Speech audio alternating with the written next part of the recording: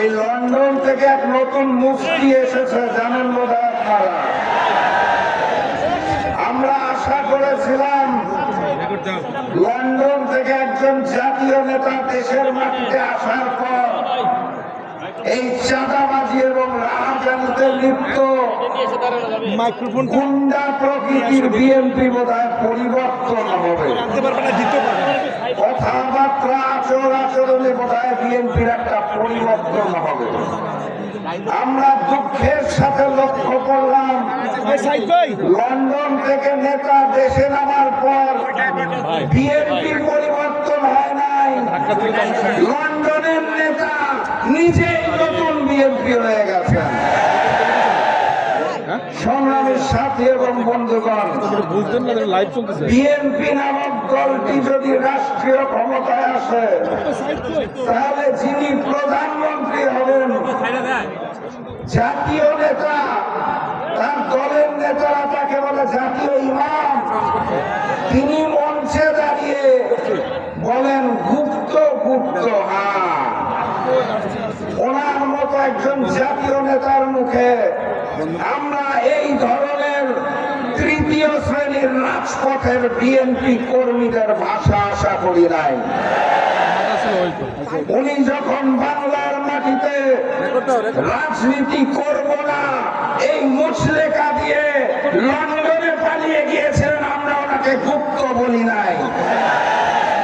উনি যখন লন্ডনের মাটিতে বসে ভিডিও কলে রাজনীতি করেছেন লুকিয়ে থেকে, ওনাকে আমরা গুপ্ত বলি নাই।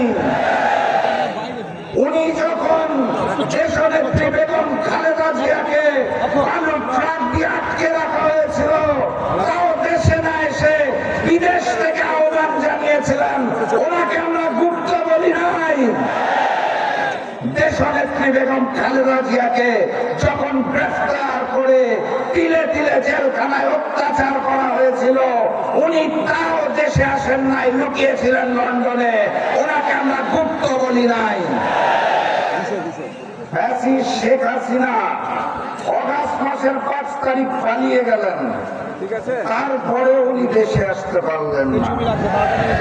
16 মাস সময় লাগলো ওনার দেশের মাটিতে পা দিতে। উনি লন্ডনে বসে বললেন দেশে আসার সিদ্ধান্ত নাকি ওনার একার না, কার কার সিদ্ধান্তে উনি চলেন, কোথায় কোথায় মুচলেখা দিয়ে নিজ মাতৃভূমিতে নামতে হয় সেটাও উনি পরিষ্কার করেন নাই, ওনাকে তো আমরা গুপ্ত বলি নাই। ডিসেম্বর মাসের 25 তারিখ বাংলাদেশের মাটিতে নেমেছেন শুধুমাত্র নির্বাচনে অংশগ্রহণ করার জন্য, দেশপ্রেমের জন্য নয়।